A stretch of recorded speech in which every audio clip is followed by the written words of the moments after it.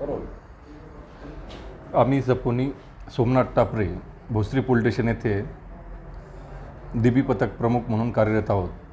दिनांक 16/2/2026 रोजी रात्री माननीय CP sir, Choubey sir, additional CP Awhad sir, Teli sir, तसेच DCP zone 3 Jagtap sir, MIDC Bhosari विभाग ACP यादव सर, तसेच भोसरी पोलीस स्टेशनचे सिनियर PI घोरपडे सर यांच्या मार्गदर्शनाखाली सर्व DB पथक अधिकारी व अंमलदार पोस्टे परिसरात पेट्रोलिंग करत असताना गोपनीय माहिती मिळाली की 2 इसम गांजा सदृश्य अंमली पदार्थाची वाहतूक करणार आहेत।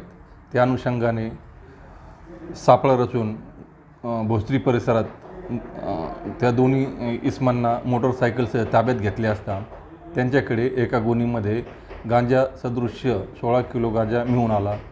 तो ताब्यात घेऊन त्या दोन्ही आरोपींना अटक केली आहे आणि त्यांच्याविरुद्ध NDPS कायद्यानुसार गुन्हा दाखल केला आहे। त्यानंतर आरोपीचा 3 दिवसाचा PCR घेऊन त्यामध्ये गांजा कुठून आणला काय त्याबाबत तपास केलेला आहे। सदर गांजा हा त्यांनी ओडिशा राज्यातून आणलेला आहे आणि ते विक्री करण्यासाठी घेऊन जात असताना त्यांना पकडण्यात आलेलं आहे।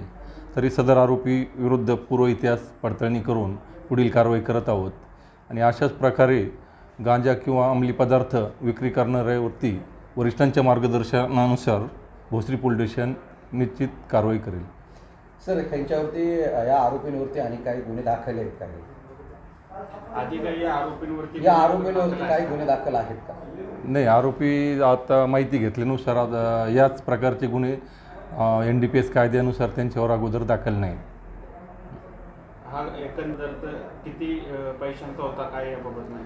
सदरचा एकूण मुद्देमाल 16 किलो अंमली पदार्थ होता। तो 8 लाख रुपयाचा होता। तसेच त्यांच्याकडून एक मोटरसायकल 50,000 रुपये किमतीची व 2 मोबाईल 30,000 किमतीचे असे एकूण 8,80,000 रुपयाचा मुद्देमाल आपण जप्त केलेला आहे।